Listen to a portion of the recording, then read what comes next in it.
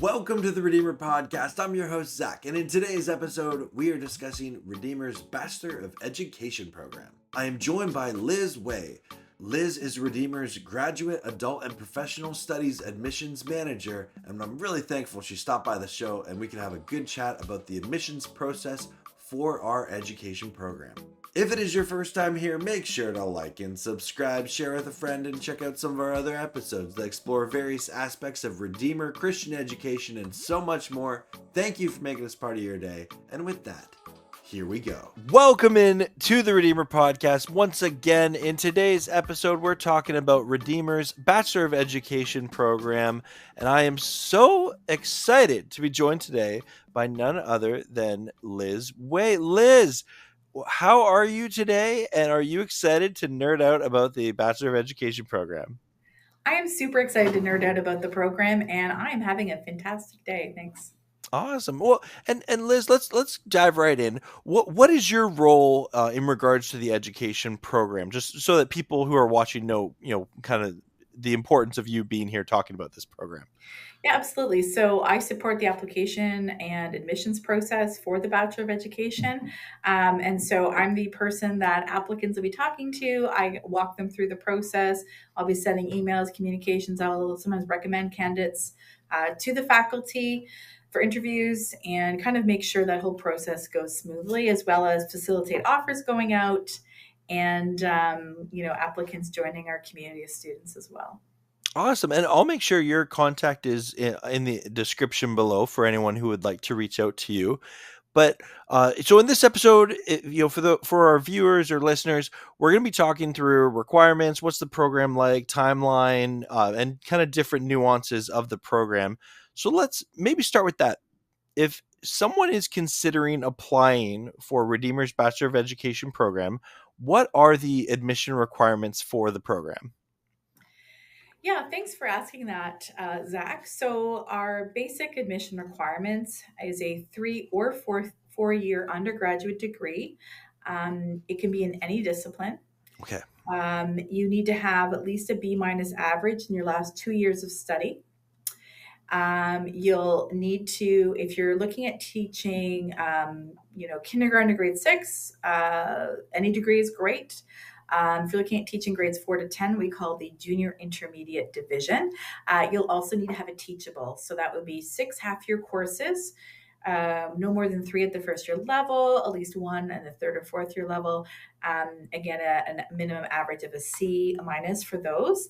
And it's really important, to have that because that's required by the OCT, who we are accredited by, the Ontario College of Teachers, so that you can be teaching those age groups as it gets more, thematic in terms of teaching subjects more specific than in the primary grades. You will also need to have 2 references that can speak to hopefully your abilities to teach in a structured setting.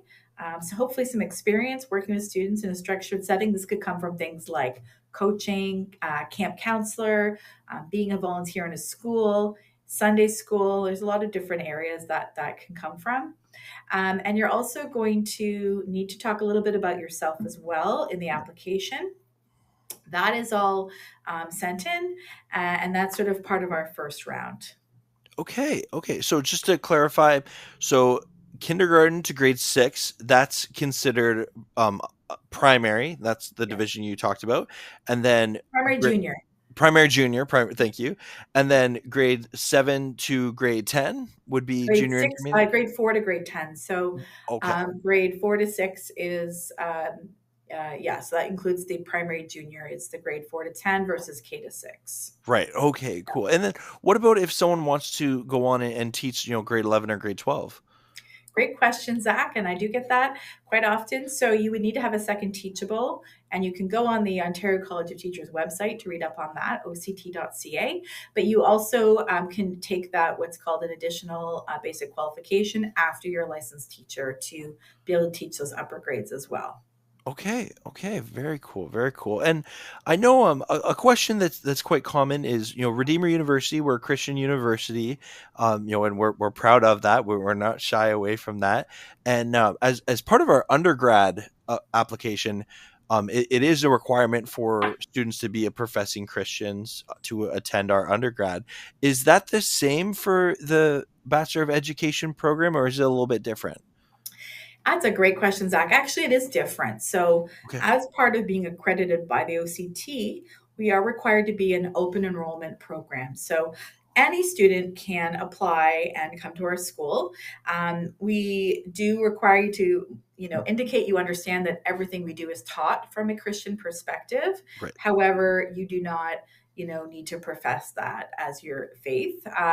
We find generally about 30% of our students would be Protestant students who would probably, be eligible for an undergraduate degree from Redeemer. About 30% are Catholic, and the rest are either of other faith backgrounds. We've had Jewish and Muslim students, or of no faith background. So it's very open to any learner who feels they would benefit from our program.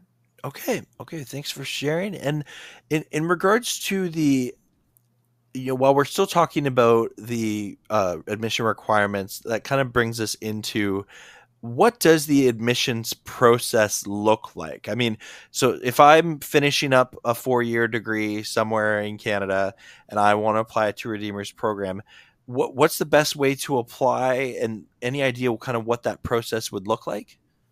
Yeah, absolutely. So our applications open in August for each year following. So Okay. if we're looking at, say, for fall of 2026 or fall of 2027, it would be the August the year before that.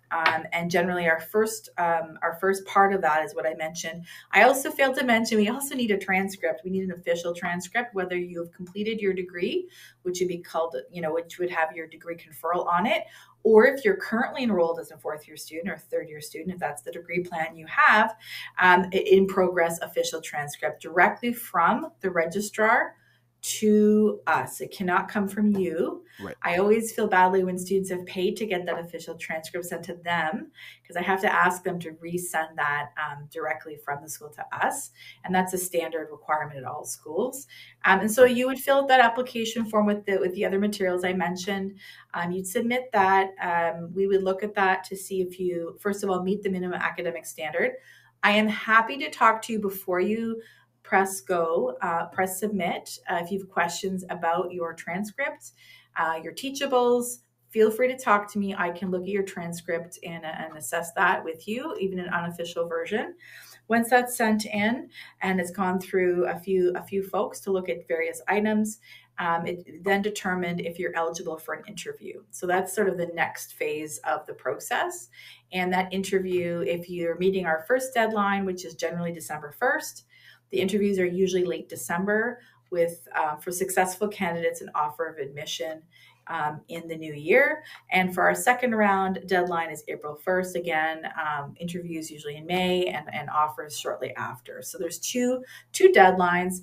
If possible, it's always best to meet our first deadline because that's when we have not accepted any students yet. Our second round is even more competitive for the Yeah. 64 spaces we have every year.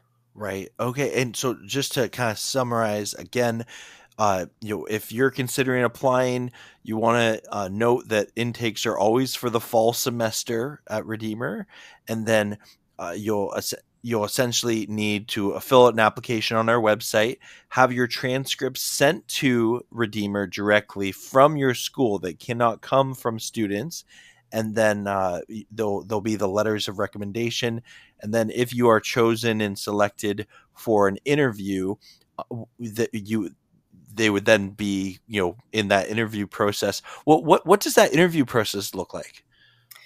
Well, that's a great question, Zach. Generally speaking, it's part of the interview. There is a 5-minute lesson that you'll teach at the beginning. Okay. That will be related to if you're looking at teaching, grade 7 history. Hopefully, that's what you're going to teach about to that age group.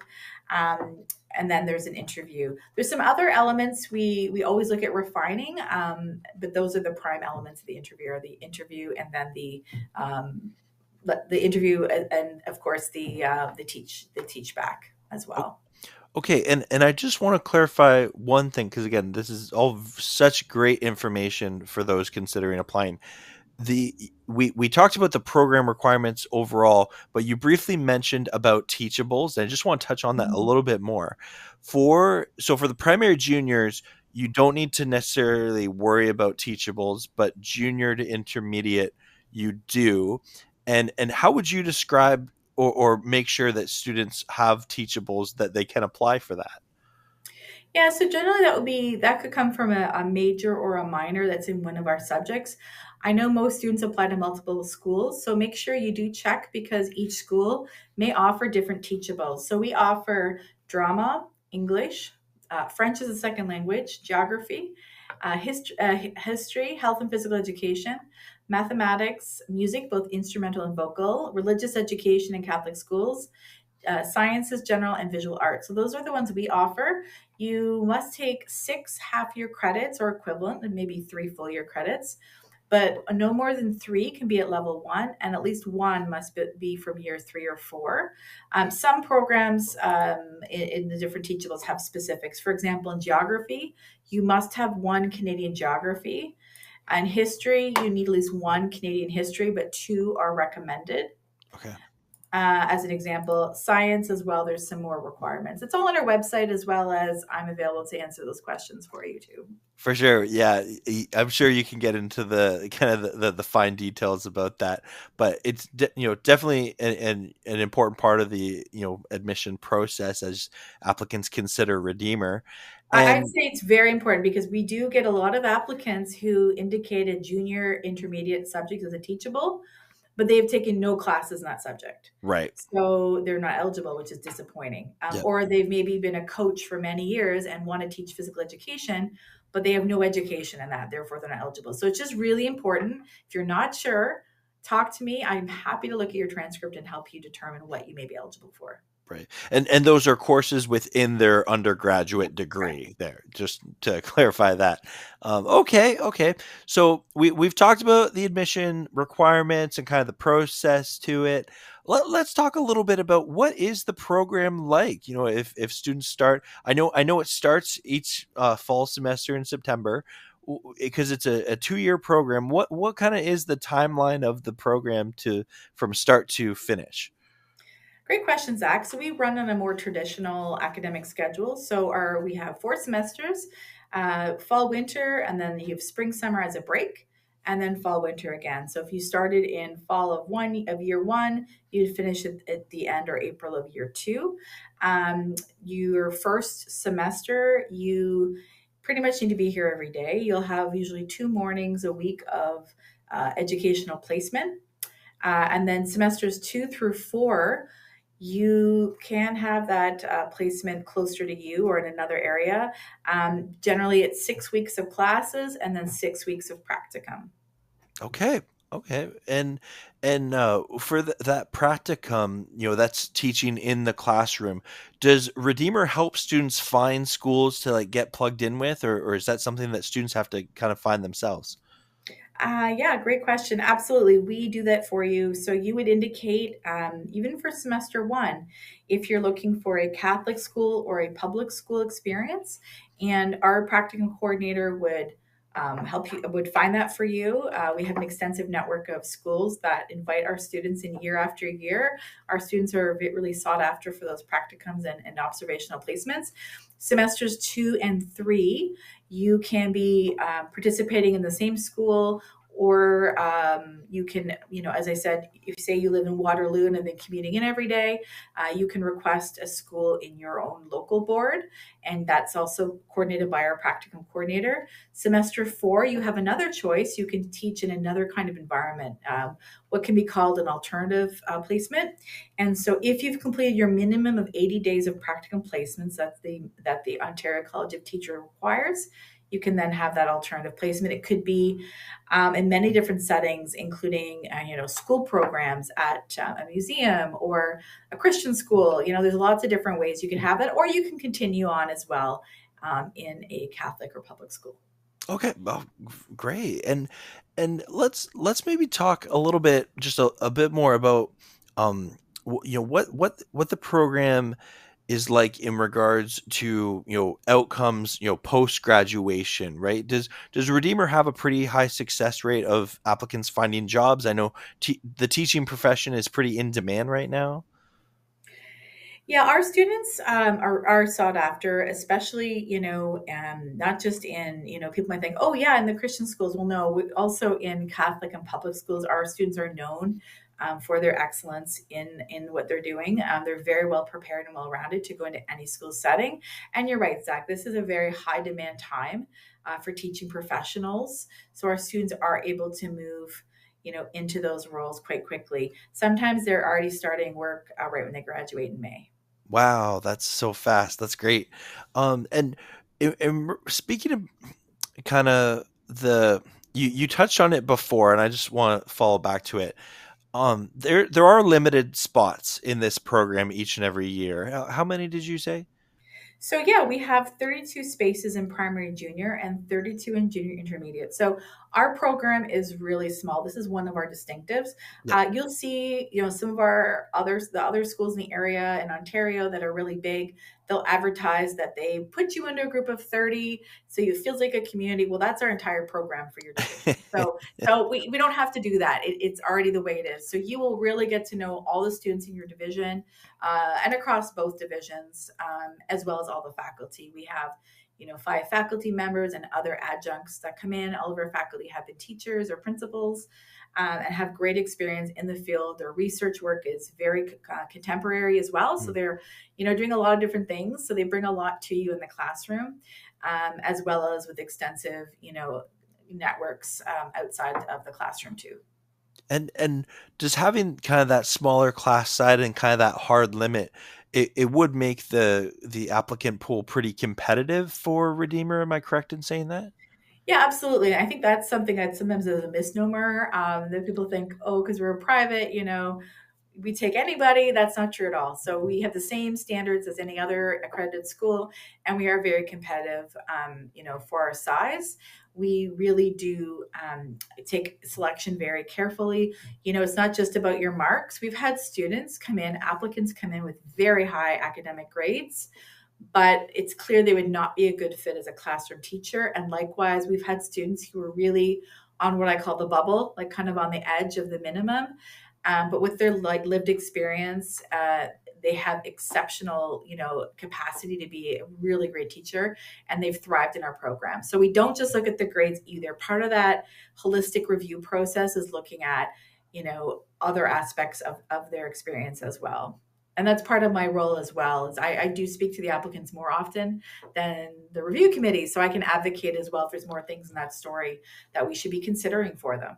Yeah, so as you mentioned before, working at camps, helping out, maybe it's a church, maybe it's a YMCA school program or something like that, or volunteering at schools just to gain that experience working with children, right?